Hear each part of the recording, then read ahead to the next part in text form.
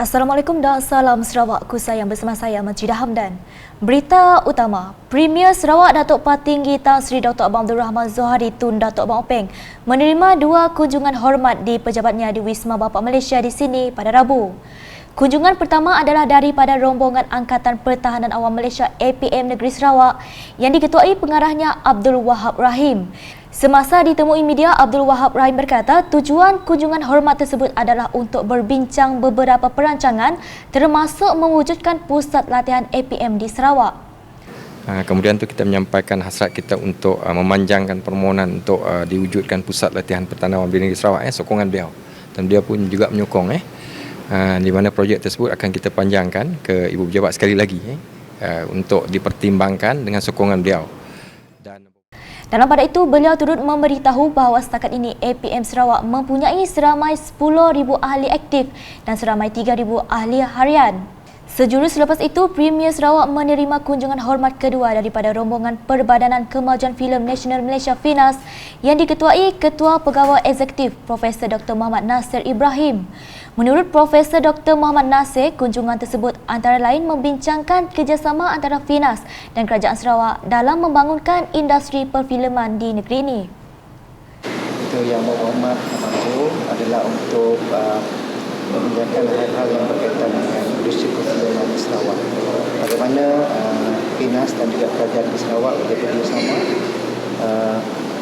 untuk membangunkan industri perfilman di Sarawak, yang mana banyak perkara yang dibincangkan tadi, tapi fokusnya adalah kepada pembangunan ekosistem, yang mana kalau ekosistem tidak dibangunkan, industri perfilman di Sarawak mungkin agak lambat. Dan seperti mana yang kita sedia maklum, Sarawak sangat serius untuk membangunkan industri kreatif di Sarawak. Sementara itu, Dr. Muhammad Nasir memaklumkan beliau telah mencadangkan agar kerajaan negeri menambah 15% insentif dalam penerbitan filem di Malaysia FIMI untuk FINAS Sarawak. Berita seterusnya, Apron 2 lapangan terbang Miri LTM akan ditutup selama 10 bulan dari November hingga Ogos tahun depan bagi membolehkan kerja-kerja pembaikan dilaksanakan membabitkan kos sebanyak RM800,000. Menteri Pengangkutan Sarawak Datuk Seri Lee Kim Shin berkata ini merupakan sebahagian daripada usaha berterusan Malaysia Airport Holding Berhad MAHB Miri untuk memastikan LTM terus menyediakan perkhidmatan yang relevan untuk kemudahan dan keselesaan para penumpang kapal terbang. Menurut beliau lagi, MAHB Miri telah memulakan projek pemulihan dan penyenggaraan apron pavement di tempat letak pesawat lapangan terbang Miri. On the pavement assessment, design and documentation starting from November, December 2022, and January to August next year, we'll start the physical pavement rehabilitation work on 23 apron pavement slabs. Beliau berkata demikian dalam sidang media selepas mempengerusikan taklimat projek cadangan reka bentuk dan pembinaan pemulihan tapak konkrit sedia ada di apron tempat letak kereta dan kerja-kerja bersekutu di lapangan terbang Miri di Pejabat MAHB pada Selasa. Tambah Datuk Seri Lee lagi, keadaan di apron 2 telah menunjukkan tanda-tanda kerosakan seperti keretakan, kelonggaran dan permukaan tidak rata yang mana ini mendatangkan bahaya kepada pesawat. Jelasnya, turapan itu telah dilakukan semenjak 1985 dan tidak pernah menjalani sebarang projek pemulihan dan penyenggaraan selama 37 tahun ia digunakan. Justru itu, proses menaik taraf dan pemulihan amat diperlukan untuk memastikan ia dapat digunakan untuk tahun-tahun akan datang. Keperkembangan seterusnya, Exco Majlis Kebajikan dan Sukan Anggota-Anggota Kerajaan Malaysia Maksak Wanita Sarawak yang diketuai pengerusinya Datin Amar Baduyah Bujang berkesempatan mengadakan lawatan pendidikan dan kebajikan selama 2 hari di Langkawi baru-baru ini. Lawatan sempena program pasukan berprestasi tinggi HPT 2022 itu melibatkan 20 peserta terdiri daripada isteri Ketua-Ketua Jabatan di Pejabat Premier Sarawak dan ahli Exco sendiri. Pada hari pertama, para peserta berpeluang mengikuti kelas mencanting batik dan melihat demonstrasi masakan tradisional Langkawi menerusi lawatan ke Kompleks Kraf Langkawi. Pada keesokan harinya, peserta dibawa melawat ke Crab Farm Langkawi dan di situ mereka telah mendengar taklimat mengenai cara menternak ketam dan laktut. Penasihat Masak Wanita Sarawak merangkap isteri Premier Sarawak, Puan Sri Dato' Amar Jumaani Tun Tuan Kubujang, turut menyertai lawatan hari kedua itu. Pada majlis sama, Puan Sri Dato' Amar Jumaani telah menghulurkan sumbangan ikhlas Masak Care sebanyak RM3,000 kepada Pengetua Pusat Langkawi Autism Care Center Mastura Abdul Muttalib.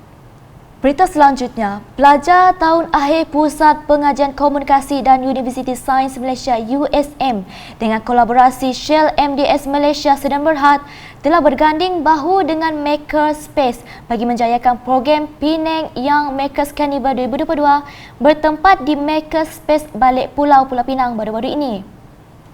Program tersebut bertujuan meningkatkan kesedaran dalam bidang sains, teknologi, kejuruteraan dan matematik STEM dalam kalangan pelajar masa kini.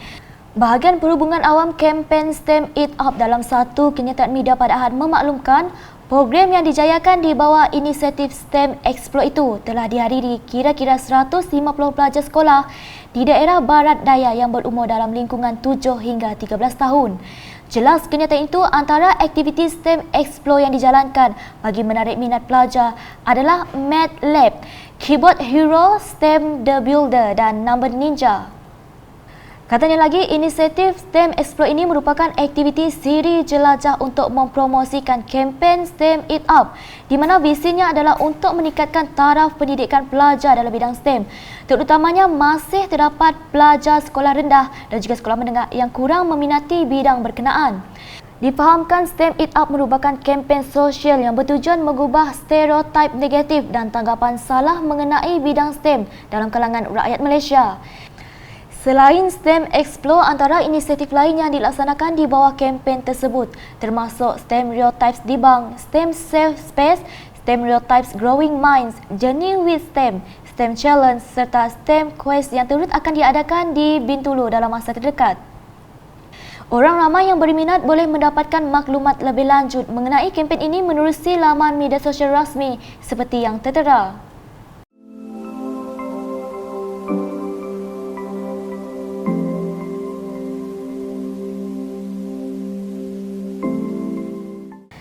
Beralih dengan laporan di Serian, Majlis Sentuhan Kasih Christmas Petronas 2022 dengan kerjasama Jabatan Kebajikan Masyarakat JKM telah menyantuni 200 keluarga di Roxy Hotel di sini pada Selasa. Menurut Pengurus Besar Petroleum Nasional Berhad Petronas Sarawak Zulaihi Muhammad Mantali, majlis seumpamanya merupakan satu inisiatif yang telah dilaksanakan sejak 2019 dan telah membabitkan kesemua perayaan utama di Sarawak sehingga hari ini telah menyantuni lebih daripada 5,700 keluarga dengan kos hampir RM1 juta. Tambah beliau, tujuan besarnya adalah untuk berkongsi kegembiraan di samping meringankan beban mereka yang layak menerima bantuan daripada Petronas dan JKM. Sedikit laporan sukan. Program Mari Mencuba Sukan Muay Thai yang diadakan pada Isnin lepas di Kapit berjaya mencapai objektif dalam memberi pendedahan kepada belia di bahagian itu. Program itu dianjurkan oleh Persatuan Muay Thai Negeri Sarawak PMNS dengan kerjasama Perbadanan Sukan Sarawak SSC dan Majlis Pengangkat Daerah Kapit bertempat di Dewan Suara Kapit. Ia berjaya menarik penyertaan kira-kira 50 golongan belia dan kanak-kanak di Kapit yang ingin mencuburi sukan tempur semakin digemari itu. Presiden PMNS Jumaat Ibrahim dalam ucapan penutupannya menegaskan sukan Muay Thai merupakan seni mempertahankan diri yang menuntut disiplin dan ia merupakan aktiviti sihat yang amat digalakkan untuk dipelajari. Bagaimanapun, beliau turut mengingatkan golongan belia untuk tidak menyalahgunakan kemahiran yang mereka miliki.